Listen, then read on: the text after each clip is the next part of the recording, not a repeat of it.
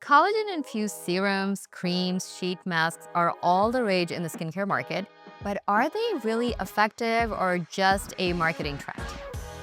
Hello everyone, welcome to the Skin Report. Today we are going to talk about collagen in skincare, serums, moisturizers, sheet masks. Does it actually work or is it just a marketing gimmick? We're going to cover why people use collagen in their skincare products, what is it meant to do, and what are some effective ways of incorporating it? There are a lot of products that have collagen within them that promise skin tightening, promise hydration, erasing fine lines and wrinkles. But the bigger question is, do they actually do that? The answer to this is no. Collagen is an important protein in our skin. It gives our skin integrity. And actually, collagen is not just one type of skin protein. There are a number of types of collagen in our body. And the reason why it's such an important part of any kind of skincare routine or treatment is because we want to have as much collagen in our skin as possible, because that's how our skin will keep itself healthy, will be less likely to break, have fine lines, and start sagging. But if you apply a cream or a serum or a sheet mask that has collagen in it, it doesn't do any of those things. It's basically like taking a protein and putting it on your skin to sort of fill in the lack of collagen that you may have. It can do that, and that's why your skin may temporarily look more hydrated, maybe look smoother, but it doesn't make your skin make more collagen.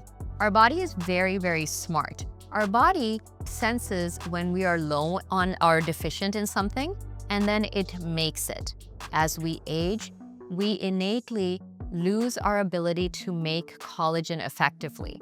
So instead of giving your skin more collagen, which doesn't signal anything, give your skin collagen stimulators. This can be done with a number of skincare products. My favorite one is Retinol.